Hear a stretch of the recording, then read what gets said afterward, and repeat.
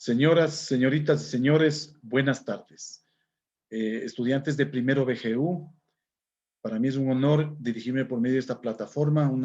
Son clases ya asincrónicas que vamos a tener ya por disposición del rectorado para que a usted le facilite las clases asincrónicas o grabadas.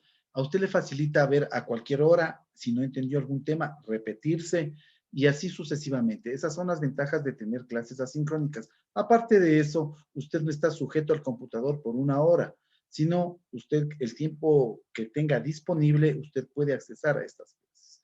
Es un gusto comunicarme a ustedes. Bien, desde ahora en adelante hasta culminar vamos a tener esta modalidad de clases. Vamos a avanzar con la clase del día de hoy. Nos toca ver lo concerniente a la unidad 5 del libro, la bibliografía. ¿Qué es la bibliografía? La bibliografía es una parte fundamental, es nuestro respaldo, es nuestro apoyo en todo trabajo académico. ¿Por qué? ¿Por qué es fundamental la bibliografía? De la bibliografía salen todos los conocimientos, los argumentos que sustentan nuestro trabajo académico, nuestro trabajo investigativo, nuestro proyecto, entre otras cosas. Entonces, es muy importante contar con una bibliografía y a la vez, si nosotros empleamos una bibliografía para realizar cualquier tipo de trabajo académico, investigativo, científico, cultural, político, entre otros, de ley nosotros necesitamos respaldarnos, sustentarnos en la bibliografía.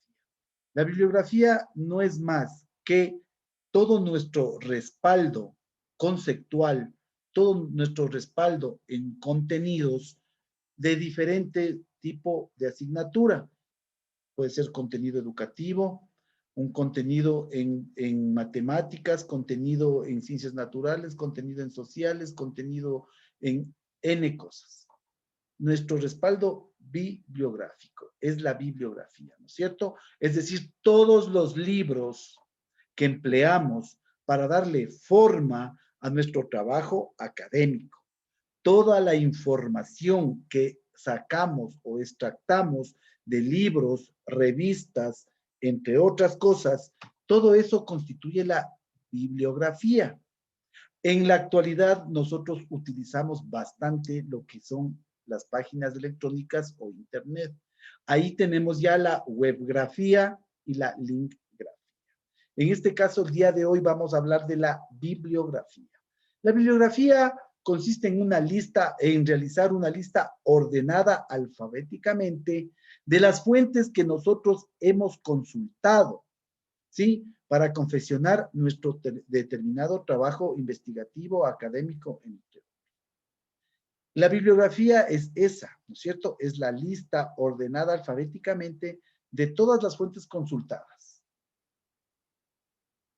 No solo es lo que yo he sacado consultando, pero también si yo he utilizado citas, no toda una página, no todas 3 páginas, un capítulo, he utilizado solo una cita pequeña, unas 3, 4 líneas, igual debe ir explicado que esa cita corresponde a tal o cual autor, de tal o cual libro, de tal cual edición, tal editorial y la página tal. Todo eso debe estar explicitado en la bibliografía, ¿cierto? ¿Sí? La finalidad de la bibliografía es que el lector pueda identificar rápidamente cómo ha recorrido su investigación, por qué tipos de obras ha pasado su investigación, por dónde usted ha estado buscando el sustento científico, académico para su investigación, ¿sí?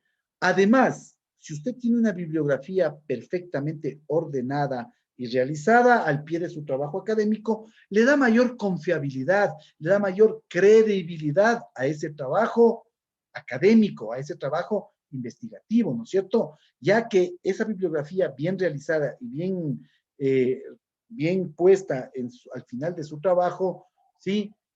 Es una muestra de rigor académico y científico. Es decir, usted empleó todos esos elementos bibliográficos para poder plasmar esa investigación, ese trabajo académico. ¿Sí? Aparte de eso, no solo por su credibilidad a su trabajo académico, también es un requisito indispensable para respetar la propiedad intelectual, ya que si usted realiza un trabajo y copia de 2 o 3 libros y no pone nada, se asume que eso es trabajo del intelecto suyo. Pero si el autor de un libro dice, pero si esto está en mi libro, ¿y por qué no pone la bibliografía? ¿Por qué no pone las citas bibliográficas? A usted le puede seguir juicio ¿sí? Por plagio, porque le está copiando, le está robando sus ideas, le está robando lo que él realizó, investigó, ¿sí? Entonces, mucho ojo, es importantísima la bibliografía, no solo para darle sustento científico, credibilidad y peso, rigor académico a nuestro trabajo. También nos sirve, ¿sí? Para nosotros enunciar y enumerar a todas las personas, autores con sus obras que nos han colaborado, y si no hacemos eso, estaremos en líos legales por plagio, ¿cierto? Existen diferentes formas de reflejar la bibliografía en cuanto al orden de los datos y su puntuación, pero lo importante es que usted adopte una pauta fija y la utilice a lo largo de todo el trabajo investigativo. Es decir, usted estandarice cómo va a poner la bibliografía o las citas bibliográficas al pie de página. Todo eso usted debe estandarizar en un trabajo académico, ¿no? Los principales datos que deben aparecer en cualquier referencia bibliográfica son, número 1, nombre del autor. En primer lugar, se pondrán los apellidos del autor en mayúsculas y después de una coma en minúscula se le pondrá el nombre. Ejemplo, ¿no es cierto? Si yo pongo ahí en el libro teníamos, creo que Eco con mayúscula, coma, Humberto sin H. Es el autor, ¿no es cierto? Si yo saco, por ejemplo, de un texto de literatura, pongo Medardo con mayúscula, coma, Ángel con minúscula. O sea, la primera letra, lógicamente, con mayúscula, la A, Ángel, el resto con minúscula, ¿no es cierto? ¿Ya? Si no es una obra de un autor, sino de una organización, institución, una fundación, ONG, se considera la fundación o la ONG o la institución el autor de la obra. Entonces se pondrá, por ejemplo, FUDIME, Fundación Nacional, no sé cómo, FUDIME, revista tal o libro tal, páginas tal, tal. En este caso, la organización, fundación o institución es la que funge como el autor de toda la obra. Luego pondremos el título de la obra. Ya hemos puesto el apellido, coma en mayúsculas, coma en minúscula, excepto la primera letra, el nombre. Luego escribiremos el título de la obra. Escribiremos con letra cursiva. Si el trabajo se realiza a máquina o a mano, se subraya, ¿sí? Por ejemplo, cómo investigar en el ámbito social, ¿sí? Luego de eso pondremos los datos sobre la edición, lugar de publicación, editorial, año de la edición, ¿sí? Por ejemplo, del libro que estamos viendo, Barcelona, Gediza, 1995, ejemplo, ¿no? Puede ocurrir que la obra tenga más de un autor. En ese caso se escriben los apellidos y nombres de todos. Les voy a compartir cómo más o menos debe ir una cita bibliográfica para, en documento, ir observando cómo se hace las citas bibliográficas, ¿sí?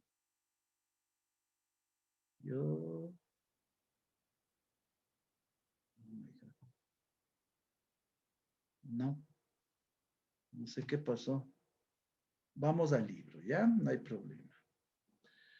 Vamos a compartir la página del libro. Aquí está la bibliografía, ¿no es cierto? Vaya observando, jóvenes. Entonces, mire, aquí está. Todo lo que estamos viendo está aquí. Usted ya realizó el resumen. Mire, ¿ya? Aquí está lo que decíamos de Humberto. Título de la obra, se escribe en letra cursiva. Datos sobre la edición. Aquí está. Lugar de publicación. ¿sí? Por ejemplo, ya pusimos el nombre del autor, ¿no es cierto? Eco, Humberto. Luego ponemos el título de la obra. ¿Cómo se hace una tesis? En cursiva, ¿no? Si es que estamos haciendo a máquina.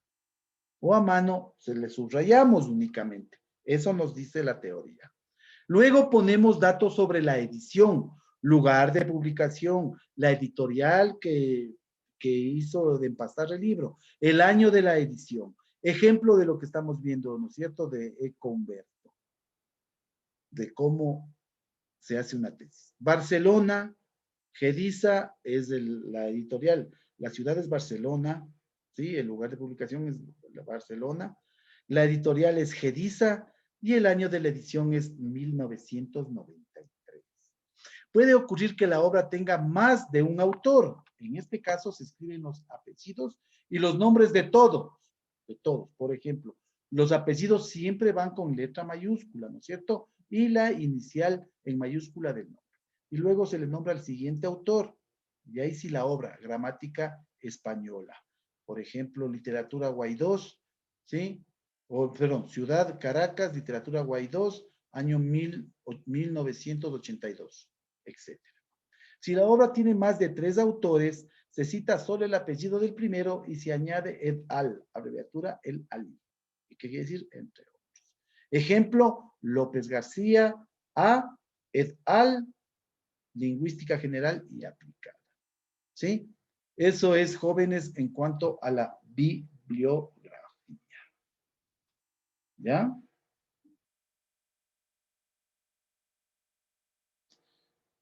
Seguimos. El plagio y la paráfrasis.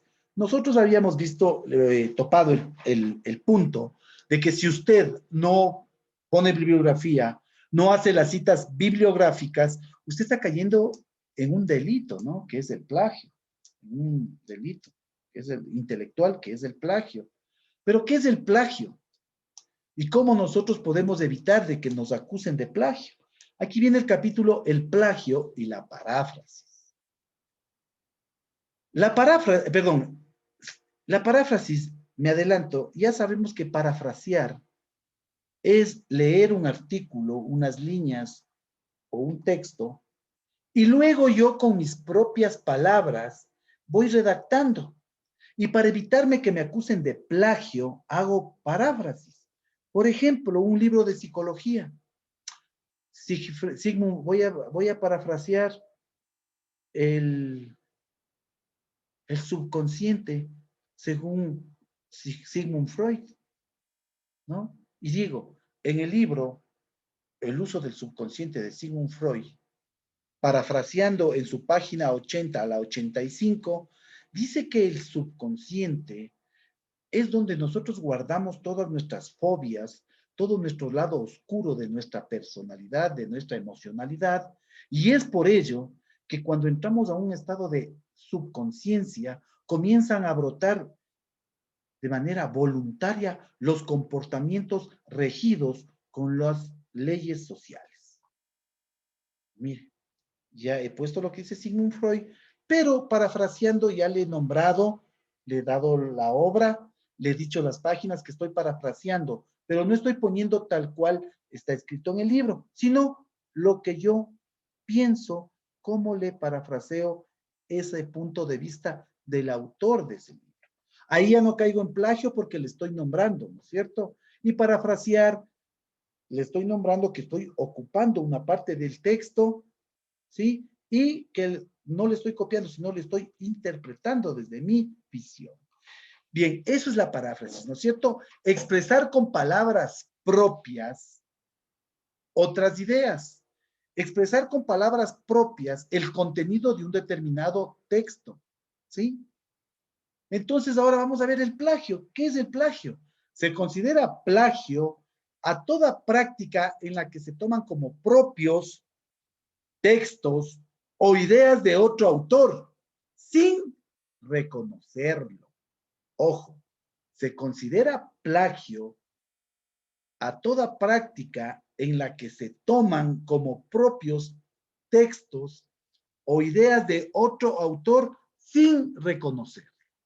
En palabras más asequibles, plagio es toda práctica que usted tome para, toda copia que usted realice de algún libro, de un texto, de una revista, entre otras cosas, tome como propios esas ideas de ese autor y no le nombre, no le ponga en la bibliografía. Eso es no reconocer. Entonces, eso es un plagio, porque usted está asumiendo, perdón, porque la persona que lea el trabajo investigativo que usted hizo va a entender que es producto de su razonamiento, producto de su mente, de su conocimiento, de su desarrollo cognitivo. Pero usted se valió de un libro, de un texto, de una revista, de unos apuntes científicos, entre otras cosas. Y si no le reconoce a la persona que es dueño de eso, usted está cayendo en plagio. Y para no incurrir en plagio, ¿sí? Hay que evitar copiar párrafos o frases sin entrecomillar, sin poner entre comillas párrafos o frases, ¿sí? Y sin anotar apropiadamente la fuente de dónde procede, de dónde usted extrajo esas ideas, ya sea impresa, electrónica o visual o audiovisual. O sea, es decir, que si usted coge de internet, no es que dice, no, es que internet me hallé y aquí vea, pegué y es mío. No, también está incurriendo en plagio. Si es que no pone entre comillas y nombra de dónde sacó esa información o de dónde está realizando el parafraseo de esa información. Mucho ojo. Otro punto que hay que tomar en cuenta para no caer en plagio. Parafrasear o resumir fragmentos sin reconocer la fuente. ¿Sí? Usted no puede parafrasear o resumir fragmentos de algún libro, de algún texto, sin reconocer la fuente, sin citar a la fuente de dónde tomó eso. Por eso le digo, para parafrasear, no está, simplemente dice parafraseando a Sigmund Freud en su libro Los estadios de la mente, implica que el subconsciente, antes del inconsciente, es donde se guarda todas nuestras conductas reprimidas. Y es cuando nosotros entramos en un estado de subconsciencia, por ejemplo, ¿sí? Sacamos nuestras conductas más aberrantes. Mire, ya le he parafraseado, pero le estoy citando que no es mía esa idea, que no es mío ese conocimiento. Ese conocimiento es de Sigmund Freud, ¿no? Mucho ojo.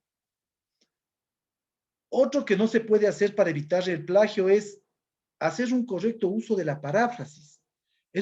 La paráfrasis es una forma de evitar el plagio, ya dijimos, ¿no es cierto? Y consiste en recoger ideas de otros autores, pero analizadas, asimiladas y redactadas por mí, ¿no es cierto? En este caso, por ustedes. Coge varias ideas de autores, analiza, les asimila y les redacta de acuerdo a su forma de ver ese conocimiento. Pero siempre y cuando también tiene que poner parafraseando a tal persona o lectura o parte de la lectura de tal libro. Mucho ojo. ¿Sí? Ya que el que parafrasee a usted no le exime de que haga una cita bibliográfica. ¿Sí? Tiene que citarle bibliográficamente, aunque no le ponga ya en la cita completa, ¿no? El libro tal, tal, tal. ¿Por qué? Porque solo está citando ciertas cosas y usted está parafraseando nada más. Listo. La probidad académica debe entenderse como un conjunto de valores y habilidades que promueven la integridad personal y las buenas prácticas en la enseñanza, el aprendizaje y la evaluación. Así es. No hacer deshonestidad académica a ningún nivel, porque no es que uno cuando ya está a un nivel profesional ya no comete deshonestidad, sí comete cuando coge y plagia y copia, cuando no son sus ideas, no es su trabajo, no es su sacrificio, no es su investigación y toma esa investigación, eso es plagio, señores, señoritas, señores. Pues mucho ojo, hay que tener mucha probidad académica, ¿no? Y realizar un trabajo bajo los parámetros de respaldo y parafrasear a quien me está respaldando con sus ideas, con su conocimiento, con su libro, entre otras cosas. Bien, vamos a pasar al siguiente tema de clase que son el comentario de textos. ¿Qué es el comentario de textos? Comentar un texto consiste en analizar las ideas que expone y averiguar cómo están expuestas En otras palabras, comentar un texto se trata de realizar un estudio del contenido, temas e ideas que tratan dentro del texto, ¿no es cierto? Y de la forma, tipo de discurso, recursos que emplea el escritor que adopta dicho contenido.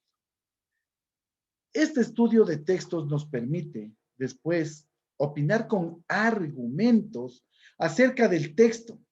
Existen distintas maneras de llevar a cabo un comentario. ¿Sí? Vamos a ver las fases para realizar el comentario de textos. Primera fase, estudio del texto. Dentro del estudio del texto tenemos, inciso 1, lectura y contextualización. La lectura y contextualización es la lectura comprensiva. Esta lectura la hacemos para entender el texto. Usted debe leerlo, releerlo tantas veces como sea necesario. Para ello, es importante que conozca los significados de las palabras que aparecen.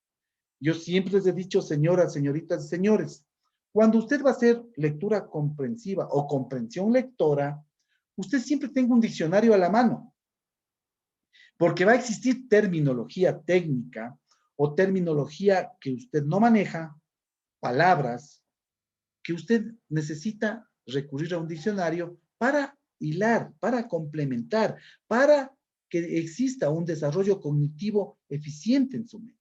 Ya que si yo no entiendo una palabra, yo ya no entiendo todo el concepto que me quiere transmitir el autor. Así es de sencillo, ¿no es cierto? Por eso es importante la lectura comprensiva. Usted tiene que leer, releer y volver a leer hasta que su mente vaya descubriendo los mensajes implícitos, los mensajes connotativos que tiene ese texto. Sí, ya que a primera vista hay personas que dicen, ya leí, ya me aprendí. Falso, falso. Usted tiene que leer, releer, hacer una pausa, razonar y volver a leer para que vaya poco a poco descubriendo qué es lo que le quiere transmitir ese autor de manera implícita, es decir, una idea que no está ahí escrita, pero se sobreentiende una vez que usted llegue a otro nivel de razonamiento. Mucho ojo, señoras, señoritas, señores estudiantes, mucho ojo. Por eso, cuando vamos a hacer lectura comprensiva, debemos tener mucha paciencia, estar tranquilos, leer la primera lectura para enterarnos de qué se trata. La segunda lectura para ir analizando las palabras que no podemos comprender. La tercera lectura para ya irle en sí, tratando de descubrir qué es lo que me quiere transmitir el autor de ese escrito, de ese texto, entre otras cosas. Luego de eso tenemos la contextualización. Esta fase consiste en analizar las circunstancias en las que ha sido escrito el texto, la época, el autor, el emisor que me está transmitiendo, ¿no es cierto? Obra a la que pertenece o género a la que pertenece, ¿sí? Entre otras cosas. Esta información va a mejorar bastante nuestra comprensión. Luego tenemos como punto 2, análisis del texto. Analizamos la forma. Debes indicar a qué tipo de texto corresponde el fragmento que has leído, teniendo en cuenta las características que presenta y qué recursos emplea para transmitir sus ideas. Por ejemplo, si es un libro de psicología, un libro de medicina, un libro de neuropsicología, un libro, ¿sí?, de psicología educativa, entre otras cosas. Tiene que primero ver a qué pertenece. Luego, en el análisis del texto tenemos que ver el contenido. No olvide que la forma y el contenido son inseparables de estudiantes, en cualquier texto. La forma, cómo está escrito el libro, y el contenido van de la mano, son inseparables en cualquier tipo de texto. Por eso se debe averiguar cuál es el tema del texto, qué ideas se exponen en él. Luego de la forma y del contenido, en el análisis del texto, tenemos la estructura. Analizar la estructura consiste en explicar en qué orden y de qué manera aparecen expuestas las ideas del texto y establecer las partes que lo constituyen, es decir, cómo está hecho ese texto. La estructura es como cuando nosotros vemos los planos de una casa, ¿no es cierto? cómo y en qué orden aparecen las ideas del texto, cómo está organizado el texto, por capítulos, por unidades, no sabemos. Eso tiene que ver en la estructura. Luego, como punto 3 del análisis del texto, tenemos comentario crítico. ¿Y qué es el comentario crítico? El comentario crítico es una opinión personal, ¿no es cierto? Es la parte más subjetiva del texto. Debe hacer usted una valoración de todas las ideas expuestas y reflexionar sobre lo que usted ha visto en el texto y la efectividad con que le comunica ese autor esas ideas, ese conocimiento, entre otras cosas. ¿Sí? Entonces, usted tiene que plasmarlo mediante un comentario. Por ejemplo, ese libro fue muy fácil interpretarlo, tiene muchas ideas implícitas, pero son de fácil descubrimiento, entre otras cosas. Un comentario, ¿no es cierto? El comentario siempre usted debe hacer valorando las ideas que usted ha visto en el libro, ¿sí? Y reflexionando sobre la efectividad comunicativa del autor y cómo ha calado en usted ese texto. La impresión que tiene usted del texto, qué impresión le causó del texto. Todo eso debe poner en la opinión, todo eso debe poner en la opinión personal. Luego vamos a la segunda fase, exposición del comentario. Exposición. Consiste en redactar o explicar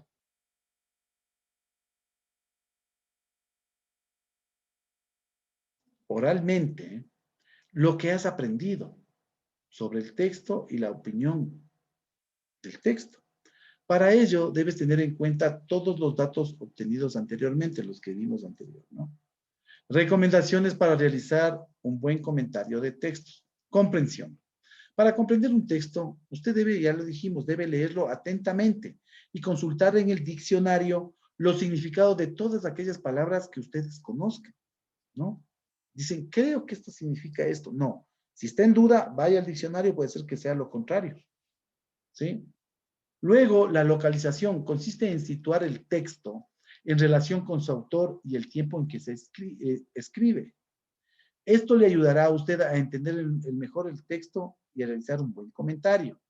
Luego, la expresión. Al analizar la forma o expresión de un texto, debe fijarse en estos aspectos. Tipo de texto. Hay que determinar el género al que pertenece, así como el medio expresivo en que se manifiesta. ¿No es cierto? Ver al género al que pertenece.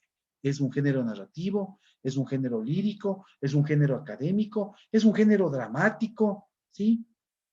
Entonces hay que ver a qué género pertenece. Y luego hay que ver cómo está escrito, cómo se manifiesta el texto. Puede ser en verso, puede ser en prosa, puede ser estilo narración, estilo diálogo, entre otras cosas, ¿no? Mucho ojo. Luego también tenemos que ver los recursos lingüísticos. Se trata de analizar el valor de las formas verbales y las expresiones que utiliza. Luego debemos ver los recursos literarios. Consiste en detectar los recursos estilísticos de estilo literario, es decir, ¿no? Que utilice el autor y la función que desempeña en el texto. Es decir, los recursos literarios es la belleza con que escribe el autor. En caso de ser, por ejemplo, una obra lírica, poesía, ¿no es cierto? Luego tenemos opinión personal. Para la opinión personal, usted debe reflexionar sobre la impresión que le ha causado el texto y sobre la importancia de la obra a la que pertenece dentro de la literatura de tal o cual época. En los años siguientes, vamos a ver la literatura, cómo se clasifica, ¿no es cierto? Por ejemplo, comenzamos en Ecuador la literatura en el siglo XIX, allá por 1800, las primeras décadas de 1800, cuando todavía el Ecuador estaba independizándose de España, etcétera, etcétera. Desde ahí ya comenzaron a escribir diferentes autores. Listo. Eso nos sirve para la opinión personal. Luego la redacción. Se trata de redactar un comentario en el que se recojan los principales datos obtenidos en la primera fase. Introducción, presenta el tema. El texto trata sobre, por ejemplo, los poemas libertarios de 1820, etcétera, etcétera. Análisis. Introducción, perdón. Análisis. Indica cuáles son los rasgos más destacados en cuanto a su forma y su contenido. Es decir, el texto que actualmente estoy analizando es un texto lírico, pero me está narrando hazañas épicas de los héroes que nos dieron la libertad. Me está comentando las batallas que tuvieron en las calles de Quito, por ejemplo, antes del primer grito de la independencia. Listo. Luego la conclusión usted sabe que es personal, es su opinión personal sobre tal o cual obra. Siguiente tema, el español en América, el origen del español en América.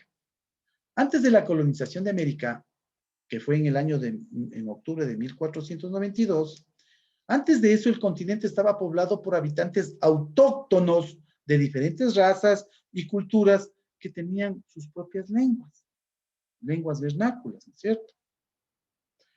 Cuando Cristóbal Colón llegó por primera vez a América, que no hizo América, sino llegó al Caribe, ¿sí? Se encontró con cientos de culturas diferentes, cada una con su propia lengua, el nahual, el maya, el taíno, el quechua, el aymara, el guaraní, el mapuche. Se hizo imprescindible la presencia de intérpretes europeos autóctonos que hicieran de intermediarios entre los indígenas y los españoles. La mayoría de intérpretes que estudiaron las lenguas indígenas fueron los sacerdotes, fueron los curas, ¿cierto? ¿Sí? En ocasiones, para facilitar el entendimiento entre los españoles y los indígenas, se fomentó el uso de una lengua autóctona como el quechua en Perú, el nahual en México. Es aquí donde entran los misioneros, sobre todo los franciscanos, los curas franciscanos y jesuitas, que cumplieron un importante papel, ya que ellos comenzaron a estudiar estas lenguas nativas y elaboraron los primeros diccionarios y los primeros libros de gramática que ayudaron al aprendizaje y al conocimiento de estas lenguas indígenas. Sin embargo, durante la época colonial, comprendida entre el año 1492 y el siglo 19, más o menos hasta 1800, ¿sí? Se llevó a cabo un proceso de hispanización, es decir, se implantaron la lengua y la cultura hispana en los pueblos que habitaban aquellas tierras. El español se convirtió en una herramienta de control, de sumisión y de comunicación muy valiosa para los conquistadores y los misioneros, ¿cierto? Le sometían a los indígenas autóctonos con la lengua que es diferente. En el mismo año de la llegada de Colón a América, se publicó la primera gramática de la lengua castellana, de Antonio de Nebrija. Esta obra se utilizó bastante, la obra de Nebrija, se utilizó bastante como modelo normativo para facilitar la enseñanza del idioma a los indígenas. Rasgos lingüísticos del español en América. El español, además de ser la lengua oficial, la de España, también lo es en la mayoría de los países de Centroamérica, Sudamérica y México, donde adopta características propias de acuerdo a cada región, ¿no es cierto? Por ejemplo, rasgos fonéticos, la presencia del ceseo. Nosotros tenemos el ceseo, ¿no? No es como los españoles que tienen, en cambio, el uso de la S, la C, Z, ¿no es cierto? Que nosotros tenemos el ceseo. Pozo es pozo, como si vendría un ibero, uno de la península ibérica, un español, diga, no, es un pozo, hombre, donde sale agua, donde sale agua. También nosotros, no, es un pozo de agua, ahí sale. Mire, no tenemos el ceseo. Ellos tienen el ceseo, por eso pueden identificar cuando es la C, cuando es la Z, ¿sí? Pozo. Otro rasgo fonético tenemos aspiración o pérdida del fonema S en posición implosiva, final de la sílaba o de la palabra. Ejemplo, ete, en vez de este. O pane, de pane, panes. Tenemos una síncopa, que es un fenómeno gramatical, la síncopa, o pérdida de consonantes, dao, una miaja, dado, migaja. Luego tenemos la aspiración de la H procedente de la F inicial latina. Por ejemplo, nosotros aquí, especialmente en Ecuador, en el Montubio, ya estoy con hambre, pues, ya estoy con hambre, me voy, por decir hambre, ¿no? Le absorbe la H, la J le absorbe a la H, hambre. Neutralización de los fonemas R y L en posición implosiva, por ejemplo, va a salir al balcón, estuvo viendo, en vez de decir balcón, decir él, ¿no es cierto? Alteración del timbre en las vocales, especialmente en el quichua, ¿no? En el quichua de aquí de Ecuador, los indígenas no pronuncian la E, perdón, segoro. Dicen sigoro. Nosotros somos.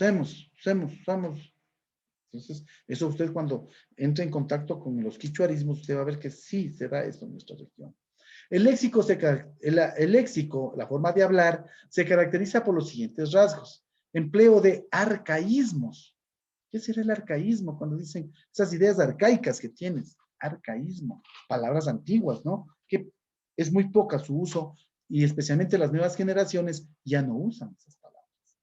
Dice, empleo de arcaísmos. Es decir, términos cuyo significado en la actualidad resulta anticuado. Así es, ya no se ocupa. Por ejemplo, en la provincia de la Azuay, en Cuenca, se emplea la frase, vino el señor Donoso. Por decir, la acepción Donoso, vino el hombre guapo. ¿Ve? Nosotros ni sabemos, pero los antiguos sí sabían.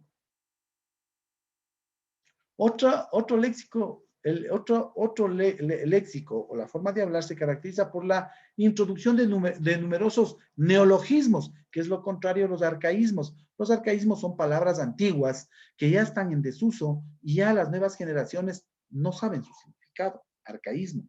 Pero en cambio también viene lo contrario, los neologismos. Los neologismos son palabras nuevas que se están adaptando a nuestro idioma, especialmente estas palabras nuevas vienen por el uso de la tecnología. Por ejemplo, WhatsApp, WhatsAppear. Voy a mandarle un WhatsAppeo. ¿Ah? Voy a tuitearle a ver qué pasó. Mire, no había esas palabras, pero ahora ya están ingresando a nuestro idioma y fusionándose con nuestras palabras. Neologismos, ¿no es cierto? Sí. Uso de palabras con acepciones distintas. Por ejemplo, saco. Digo, traerás un saco. ¿Qué será? ¿Va a traer una chaqueta? ¿O va a traer un costal para llevar choclitos? No sé. ¿No es cierto? No sabemos. Igual, acepciones distintas tenemos carro, coche, auto. ¿Sí?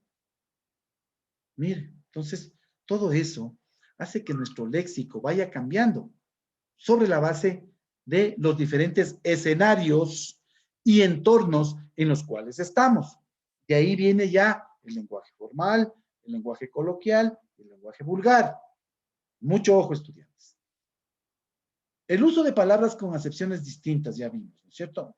Luego, nuestro vocabulario se ha enriquecido por las lenguas indígenas, especialmente por la náhuatl de México, ¿no? El cacao viene de la lengua náhuatl, no es que viene de aquí de Ecuador. El aguacate, lengua náhuatl, ¿sí? Chicle, chocolate, la lengua náhuatl, tiza. Y también nosotros acá tenemos las pertenencias al grupo lingüístico andino ecuatorial. Grupo lingüístico andino ecuatorial. Subgrupo andino.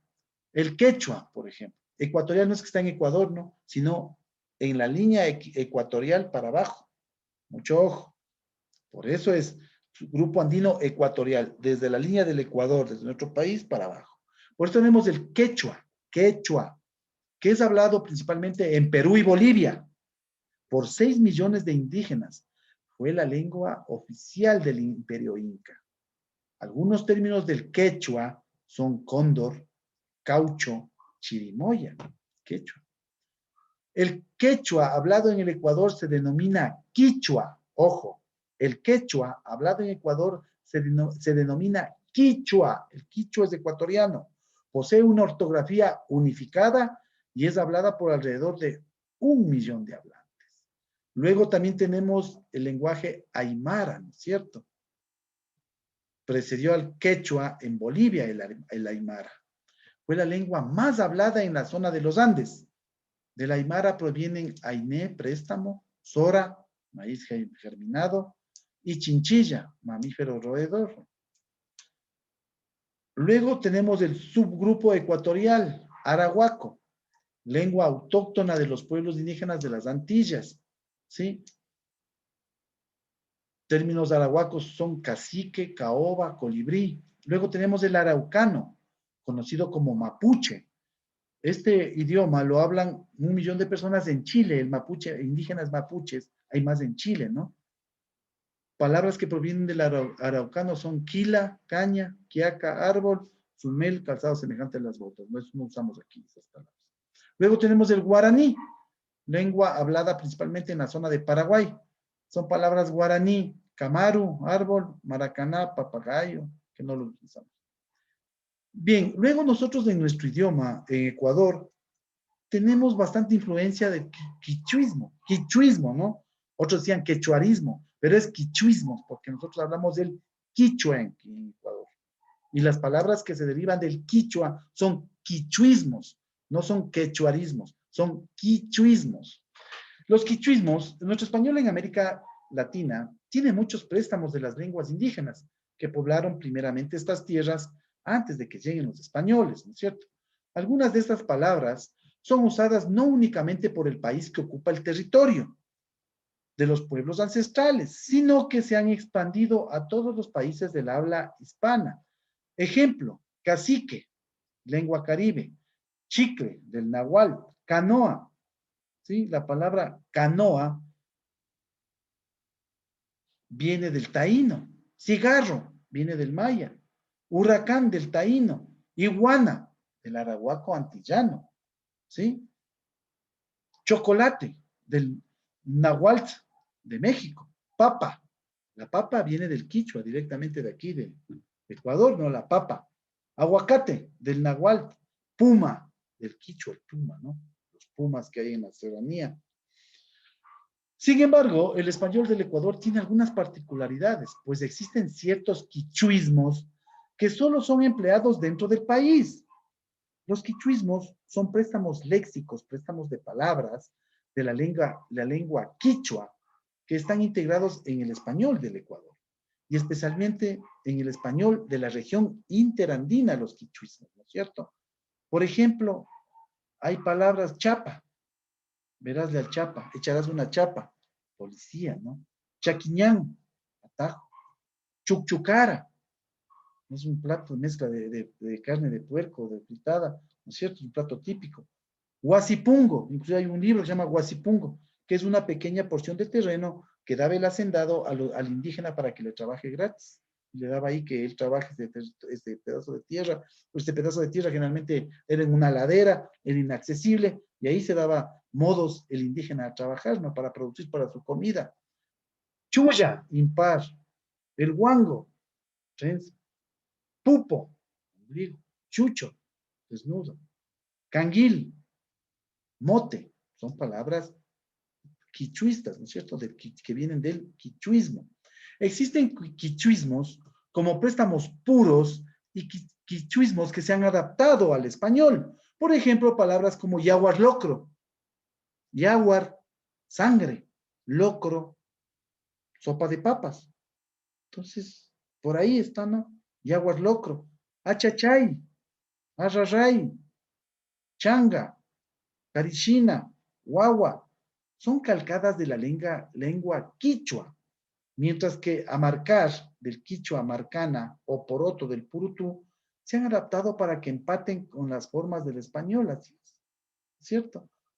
Vamos a observar, por ejemplo, huauqui, es hermano, ¿no? Pero entre varones, huauqui, pero eso no se ocupa. Ñaña, hermana, entre mujeres. Pero nosotros simplemente le hemos adaptado ese quichuismo. Es ñaño si es hombre, ¿no? Mi ñaño va a venir. Mi ñaña me va a traer si es mujer. Miren, ahí ya no tenemos el propio sentido que era del quichua. Por ejemplo, wauki es hermano varón, o hermanos entre varones. Ñaña son hermanas, pero entre mujeres. Turi es hermano, de mujer a varón. Y pani es hermana de varón a mujer. Mire, pero ahí no empleamos nosotros. Hemos calcado únicamente ñaña, ñaño. Entonces, mi ñaña va a venir a dejarme eso. Mi ñaño me va a llevar en el carro. Vea, entonces, mucho ojo, ¿no? Entonces, ya nosotros la palabra ñaña hemos adquirido del quichua.